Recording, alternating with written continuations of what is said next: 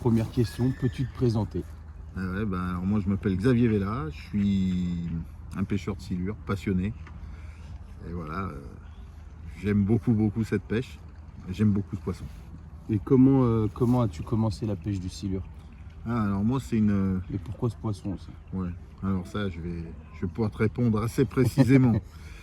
Alors, moi je pêchais avec mon père. Alors je viens d'une famille de pêcheurs, hein. Mon grand-père était pêcheur, mon père aussi. C'est souvent comme ça qu'on se transmet la passion de la pêche. Et quand j'étais assez jeune, au début des années 90, j'ai vu une émission qui s'appelait Histoire naturelle, pour ceux qui connaissent. Ça passait assez tard le soir sur TF1. Et le titre de cette émission, c'était Amour, silure et sandre. Donc 3 espèces de poissons assez récentes dans les eaux françaises. Alors je regarde ça avec mon père et à un moment donné, on voit un monsieur avec les cheveux blancs sur un bateau, hein, qui faisait lui-même ses cuillères en coupant des manches de fourchette, et il pêchait là à côté de chez nous à Lyon, c'était du côté de Vèze, et il attrape en direct un poisson qui fait pour 1,10 m et tout. Et mon père il regarde, il me dit mais ça c'est Tanzili ça. Tanzili, il parle de lui souvent dans le journal et tout. Et je regarde, mais c'est génial ce qu'il fait quoi. Moi j'avais 14 ans à l'époque. Et j'ai dit, mon père, mais moi aussi j'aimerais en attraper un de ces poissons-là. Et mon père en avait déjà pris 2 petits en pêchant ensemble. Et là, de là, on a commencé vraiment à aller pêcher spécifiquement le silure. Et j'ai attrapé mon premier silure le 7 mai 1991. C'est précis. Ah ouais, je peux te le dire, je m'en rappelle comme si c'était hier. 7 mai 1991, j'en ai même pris 2 le même jour, 88 cm et 1 mètre, tout rond. Et depuis, t'as jamais arrêté? Picousé. Et surtout qu'en plus, je t'assure, c'était en les recherchant. J'y allais pour pêcher le silure. Ouais, t'allais pas pour pêcher un autre cuillère, poisson. 40 centièmes Water Queen, à l'époque, hein, du bon nylon qui vrille, une canne un peu costaud, et voilà. Donc, j'avais donc, je te dis, 14 ans et demi. Et puis, voilà, là, c'était... Un vrai amoureux de ce poisson depuis des années. Ah ouais, là, j'étais cuit, là. Et du coup, qu'est-ce que tu répondrais aux personnes qui prétendent que le silure c'est l'ogre de nos cours d'eau, les rivières, les lacs? Ouais, alors déjà, c'est pas quelque chose qui se dit récemment. Depuis qu'il y a des silures dans les cours d'eau français, on dit là toujours il y a un peu cette réputation. Alors, je leur dirais que c'est juste une réputation. Parce qu'aujourd'hui, on a quand même du recul sur ce poisson. Autant l'histoire que je t'ai racontée là au début des années 90, bon, c'est il y a plus de 30 ans. Ouais. Voilà, à l'époque, on connaissait pas trop les silures. Aujourd'hui, il y a plus de 40 ans de présence du silure dans la Saône et le Rhône. On voit bien quand même qu'il y a quand même beaucoup de poissons blancs. Moi, je pêche dans Lyon. Dans Lyon, il y a beaucoup de barbeaux dans le Rhône. Il y a beaucoup de brèmes, de gardons, il y a encore beaucoup de carnassiers, alors beaucoup de perches.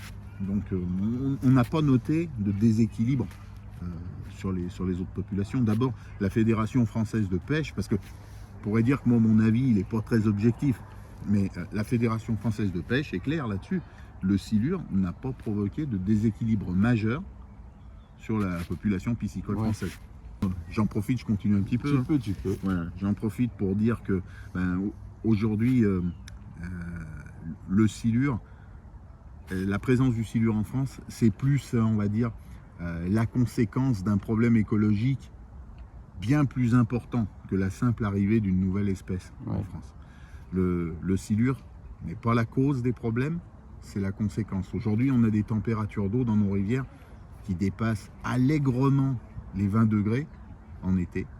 Donc c'est des températures qui sont favorables à la reproduction du silure. Le silure, il se reproduit à plus de 21 degrés. Mais maintenant, les chaleurs extrêmes qu'on peut avoir certains étés, on voit qu'il y a de la mortalité de poissons. Et le silure n'est pas non plus dans une situation confortable quand l'eau reste pendant plusieurs semaines à 27, 27,5. C'est pas normal, hein. Donc aujourd'hui, on a des silures, il faut en profiter. Voilà ce que j'aurais tendance à dire. Profitons-en pour la pêche, c'est quand même un poisson qui est sympa à pêcher. Carrément. C'est l'occasion pour tout pêcheur d'attraper des gros poissons. On a la chance d'en avoir. Il y a des gens qui font des kilomètres, enfin des milliers de kilomètres pour aller pêcher des silures. Nous, on en a.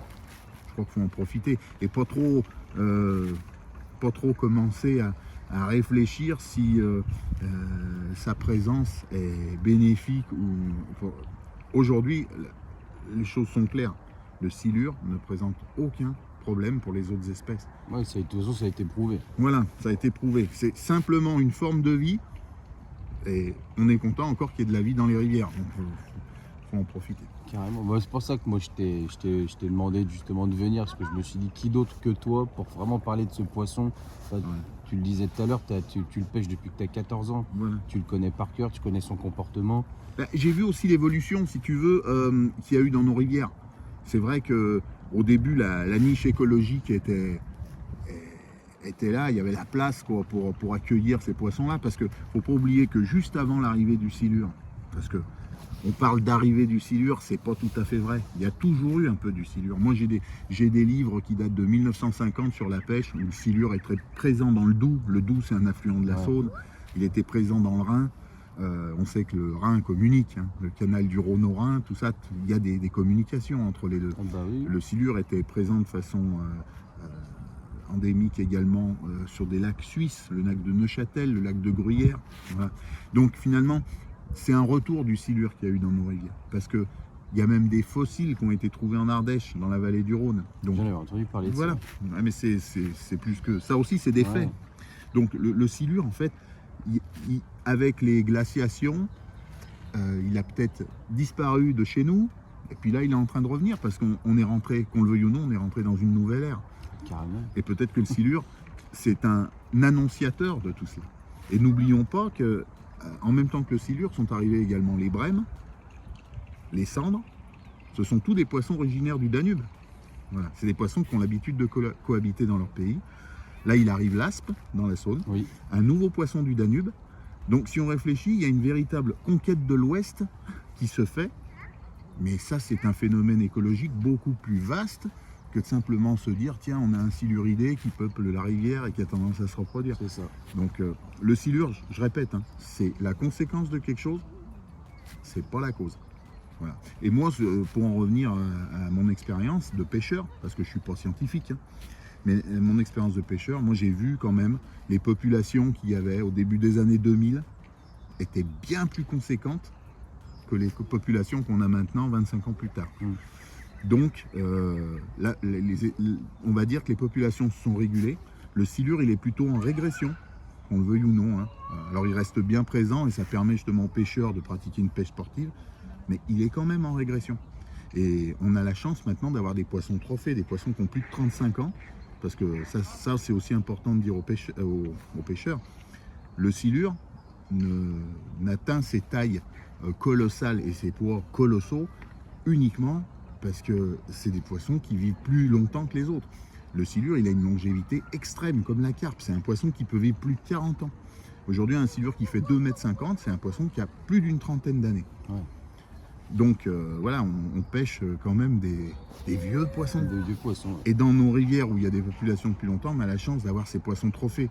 Donc voilà, il faut surtout protéger ces poissons trophées, hein, qui font la joie d'une catégorie de pêcheurs, mais qui peuvent faire la joie de tous les pêcheurs. Parce qu'on a la chance de pouvoir avoir ça dans nos rivières. Moi, j'aurais tendance à dire à ceux qui n'ont jamais eu l'occasion de pêcher le silure, essayez de pêcher le silure et surtout remettez-les à l'eau si vous n'en faites pas une consommation. Voilà, il n'y a rien de mal à manger du poisson, hein, mais si on ne le mange pas, il faut le remettre à l'eau. Et en bonne santé. Et voilà. Bien sympa de ta présence. Ouais. Et puis, ben voilà, mais moi ça me fait plaisir, bien sûr, de parler de ce sujet, en parler avec toi. Mais voilà, puis voilà, j'aimerais toujours pêcher ce silure.